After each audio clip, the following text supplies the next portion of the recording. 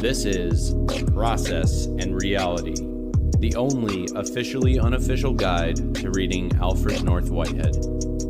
I'm your host, Tyler Davis. Welcome to the show.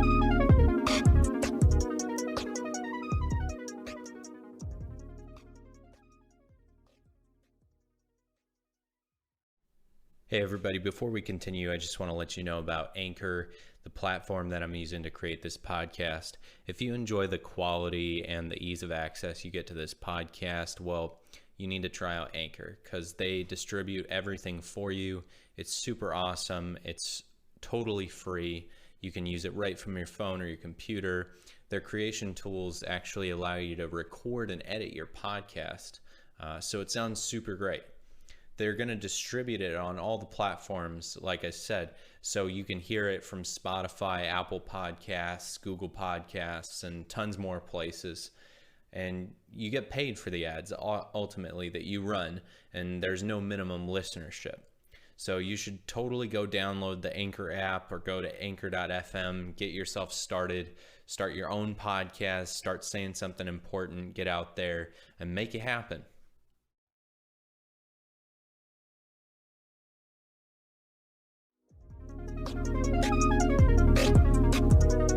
All right, today on the show we're going to be doing Section 2, Process and Reality. Philosophers can never hope finally to formulate these metaphysical first principles. Weakness of insight and deficiencies of language stand in the way inexorably. Words and phrases must be stretched towards a generality foreign to their ordinary usage, and however such elements of language be stabilized as technicalities, they remain metaphors, mutely appealing for an imaginative leap. There is no first principle which is in itself unknowable, not to be captured by a flash of insight.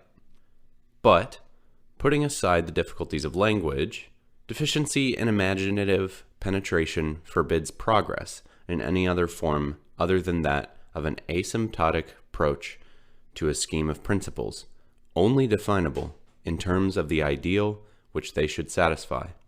The difficulty has its seat in the empirical side of philosophy.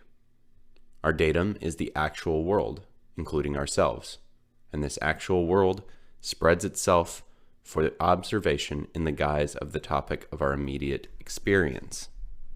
The elucidation of immediate experience is the sole justification for any thought, and the starting point, for thought is the analytic observation of components of this experience.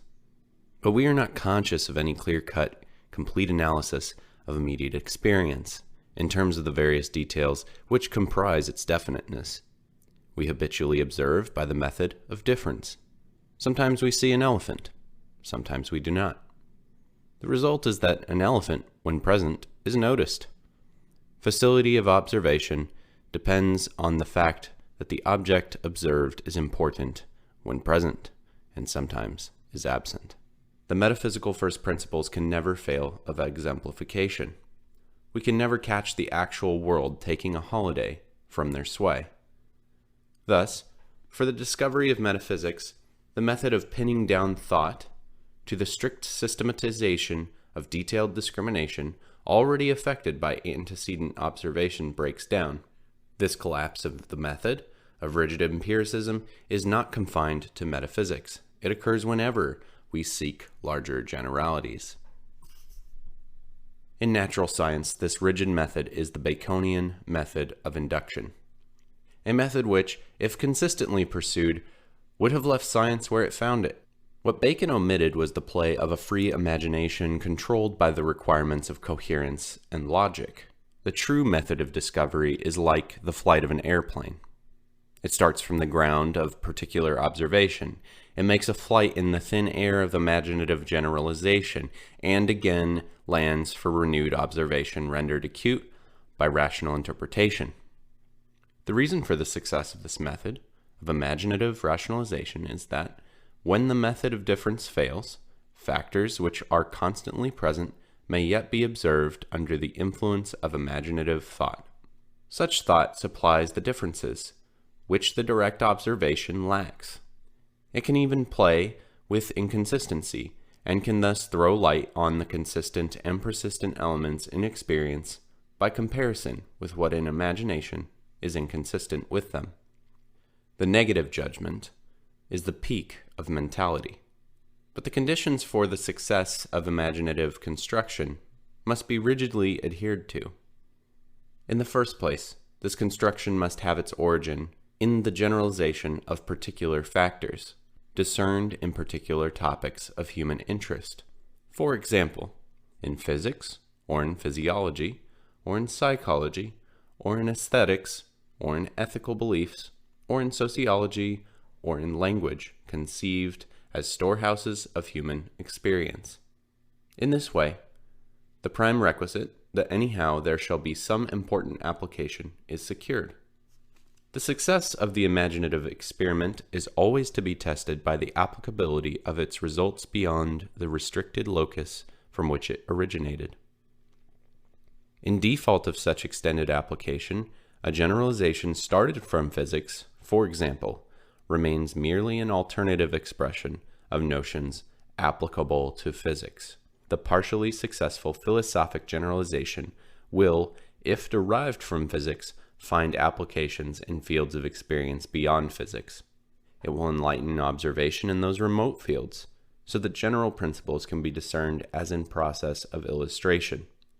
It will enlighten observation in those remote fields, so that general principles can be discerned as in process of illustration, which, in the absence of the imaginative generalization, are obscured by their persistent exemplification. Thus, the first requirement is to proceed by the method of generalization so that certainly there is some application, and the test of some success is application beyond the immediate origin. In other words, some synoptic vision has been gained. In this description of philosophic method, the term philosophic generalization has meant the utilization of specific notions applying to a restricted group of facts for the divination of the generic notions which apply to all facts. In its use of this method, natural science has shown a curious mixture of rationalism and irrationalism. Its prevalent tone of thought has been ardently rationalistic within its own borders and dogmatically irrational beyond those borders. In practice, such an attitude tends to become a dogmatic denial that there are any factors in the world not fully expressible in terms of its own primary notions devoid of further generalization. Such a denial is the self-denial of thought. The second condition for the success of imaginative construction is unflinching pursuit of the two rationalistic ideals, coherence and logical perfection. Logical perfection does not here require any detailed explanation. An example of its importance is afforded by the role of mathematics in the restricted field of natural science. The history of mathematics exhibits the generalization of special notions observed in particular instances. In any branch of mathematics, the notions presuppose each other. It is a remarkable characteristic of the history of thought that branches of mathematics, developed under the pure imaginative impulse, thus controlled, finally receive their important application. Time may be wanted. Conic sections had to wait for 1800 years. In more recent years, the theory of probability, the theory of tensors, and the theory of matrices are cases in point. The requirement of coherence is the great preservative of rationalistic sanity, but the validity of its criticism is not always admitted. If we consider philosophical controversies, we shall find that disputants tend to require coherence from their adversaries and to grant dispensations to themselves. It has been remarked that a system of philosophy is never refuted, it is only abandoned. The reason is that logical contradictions, except as temporary slips of the mind, plentiful though temporary, are the most gratuitous of errors, and usually they are trivial. Thus, after criticism, systems do not exhibit mere illogicalities. They suffer from inadequacy and incoherence. Failure to include some obvious elements of experience in the scope of the system is met by boldly denying the facts. Also, while a philosophical system retains any charm of novelty, it enjoys a plenary indulgence for its failures in coherence. But after a system has acquired orthodoxy and is taught with authority, it receives a sharper criticism. Its denial and its incoherences are found intolerable, and a reaction sets in. Incoherence is the arbitrary disconnection of first principles. In modern philosophy, Descartes' two kinds of substance, corporeal and mental, illustrate incoherence. There is, in Descartes' philosophy, no reason why there should not be a one-substance world, only corporeal, or a one-substance world, only mental. According to Descartes, a substantial individual requires nothing but itself in order to exist. Thus, this system makes a virtue of its incoherence. But on the other hand, the facts seem connected, while Descartes' system does not. For example, in the treatment of the mind-body problem, the Cartesian system obviously says something that is true, but its notions are too abstract to penetrate into the nature of things. The attraction of Spinoza's philosophy lies in its modification of Descartes' position into greater coherence. He starts with one substance, causa sui, and considers its essential attributes and its individual modes, i.e., the affectiones substantiae.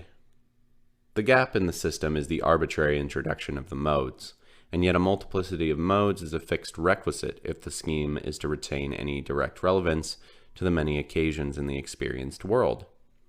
The philosophy of organism is closely allied to Spinoza's scheme of thought, but it differs by the abandonment of the subject-predicate forms of thought, so far as concerns the presupposition that this form is a direct embodiment of the most ultimate characterization of fact.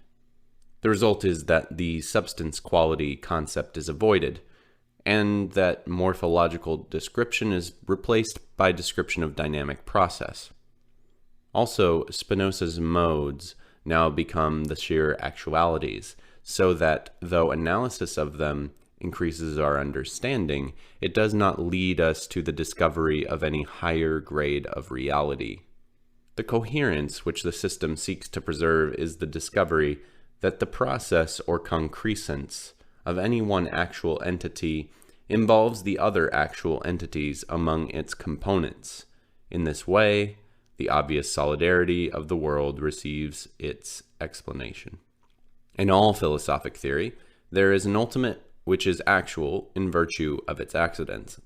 It is only then capable of characterization through its accidental embodiments, and apart from these accidents is devoid of actuality. In the philosophy of organism, this ultimate is termed creativity, and God is its primordial, non-temporal accident. In monistic philosophies, Spinoza's, or absolute idealism, this ultimate is God, who is also equivalently termed the absolute. In such monistic schemes, the ultimate is illegitimately allowed a final eminent reality beyond that ascribed to any of its accidents. In this general position, the philosophy of organism seems to approximate more to some strains of Indian or Chinese thought than to Western, Asiatic, or European thought. One side makes process ultimate, the other side makes fact ultimate.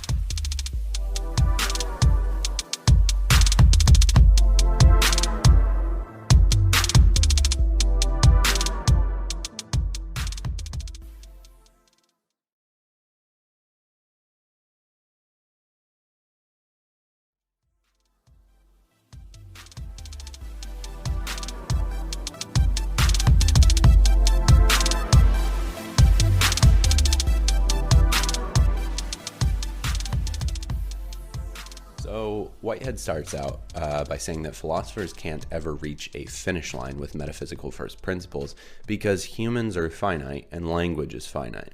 Okay?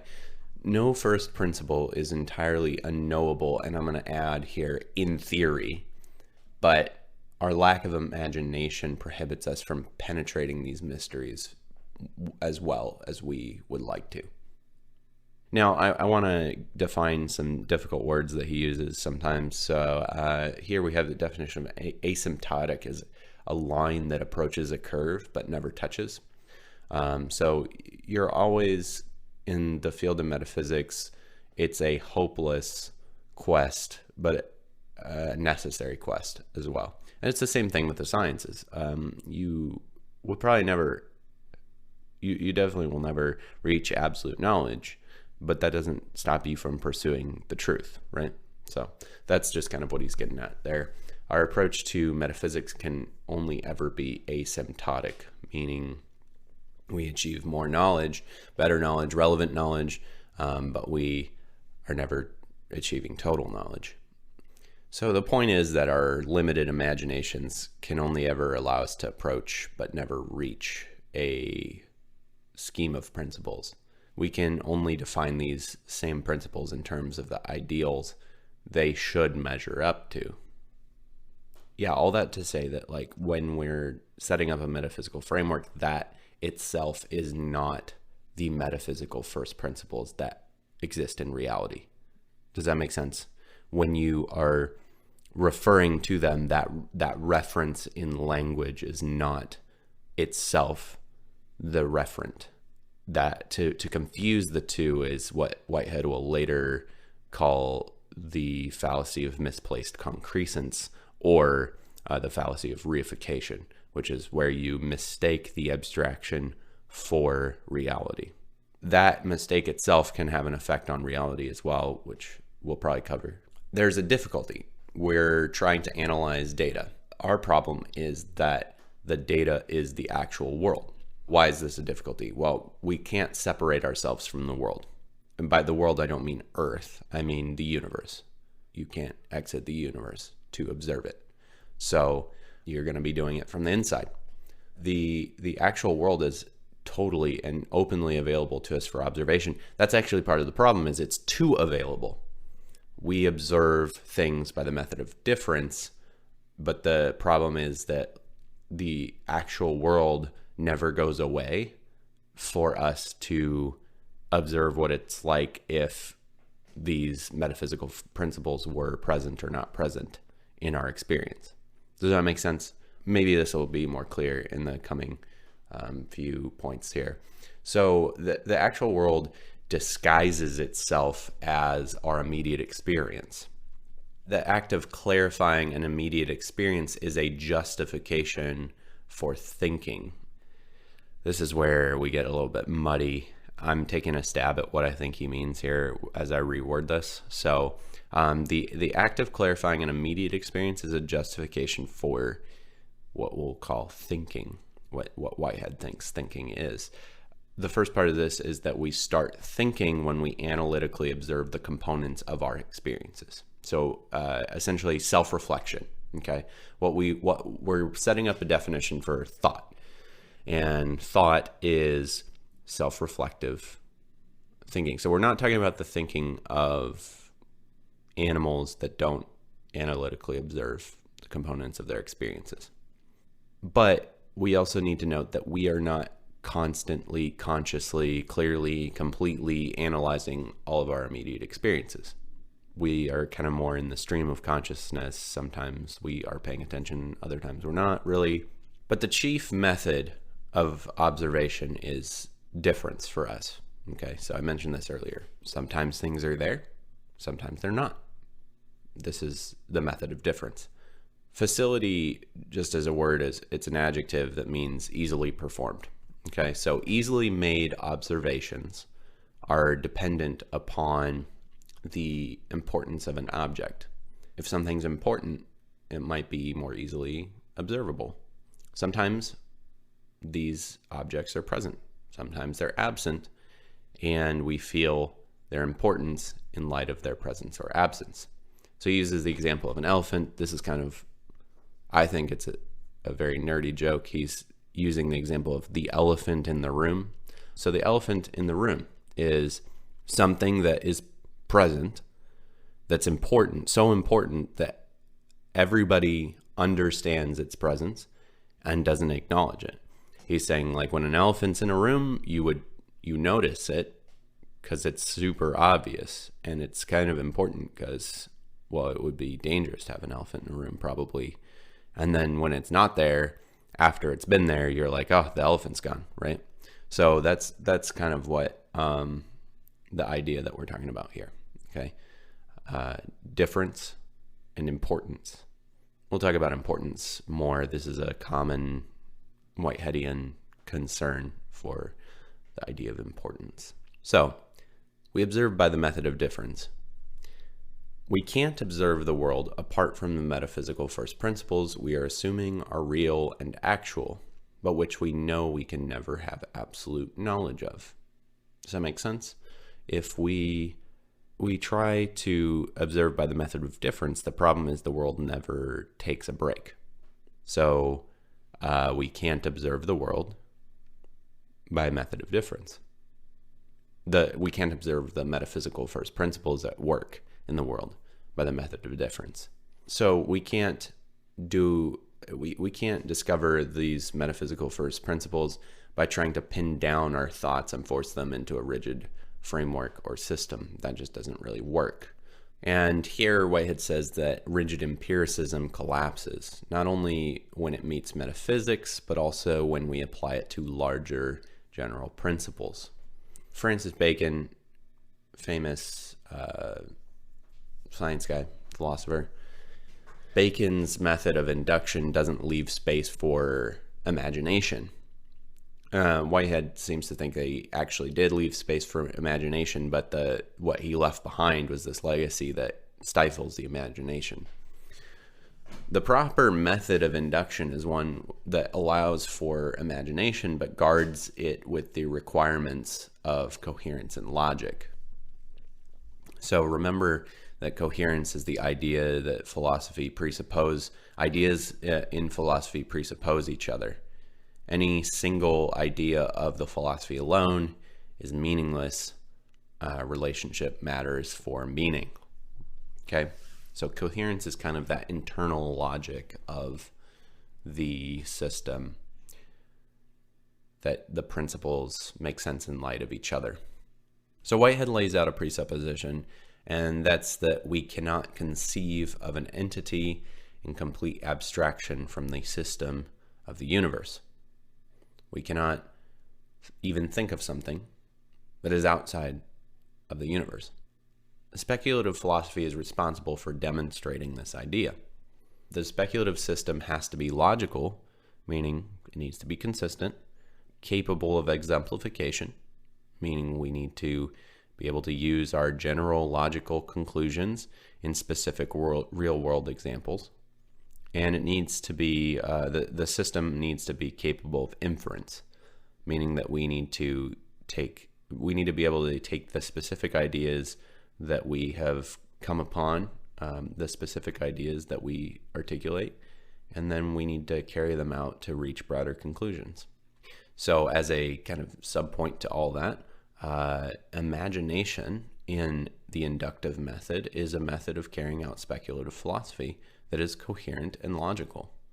So we're not talking about, when we say speculative, we're talking more about educated guessing, not about wild speculation.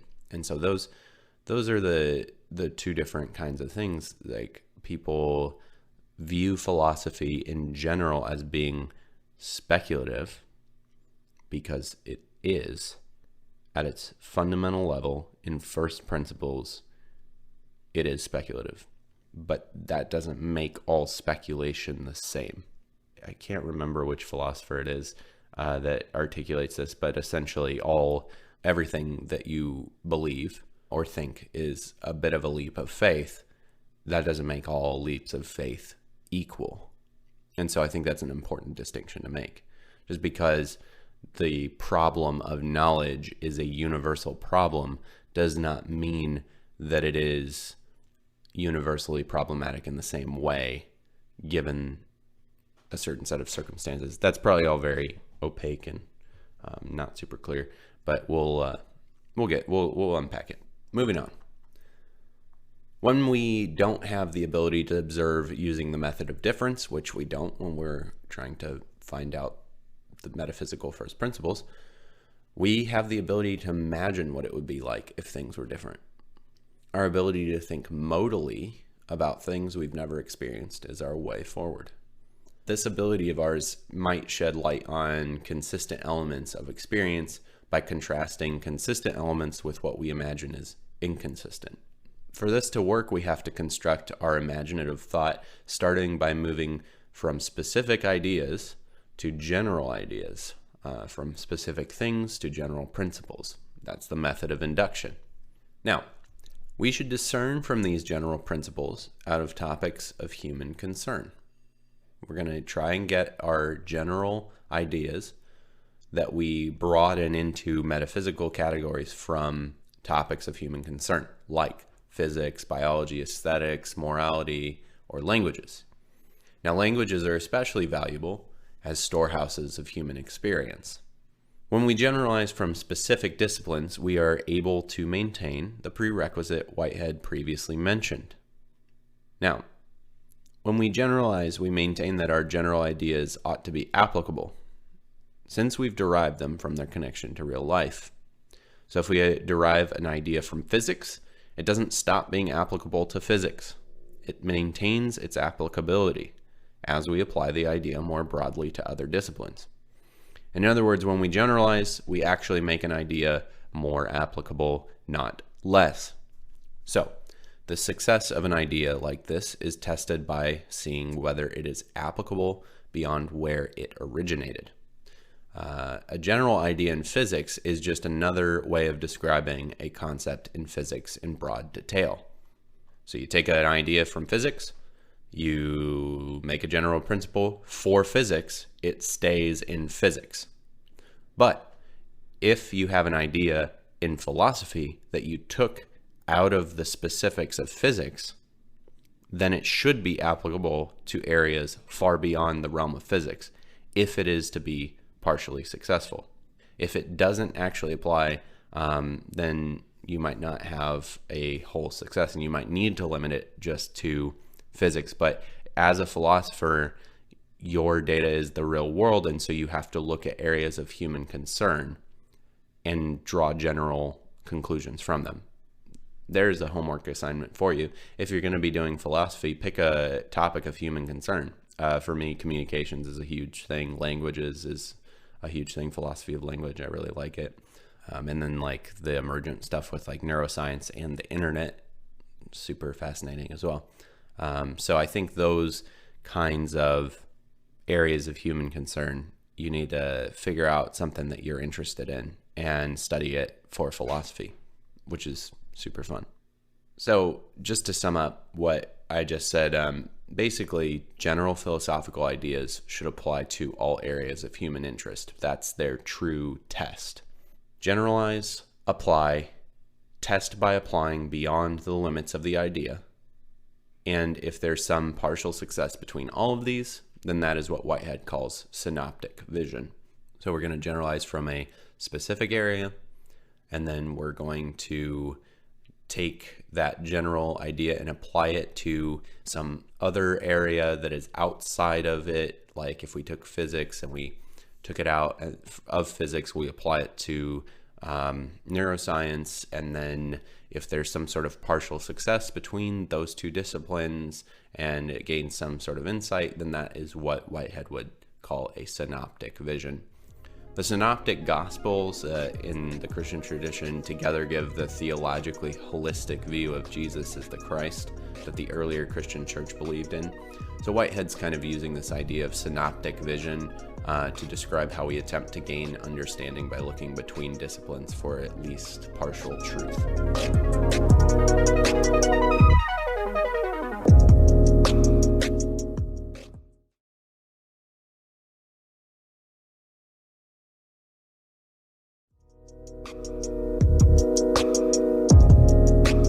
That's all I have for today. I think that we'll continue with this section, section 2, in the next episode. It's kind of a lengthy section, and it kind of deserves to have its own time. You probably need a little bit of a break, so I'll see you next time.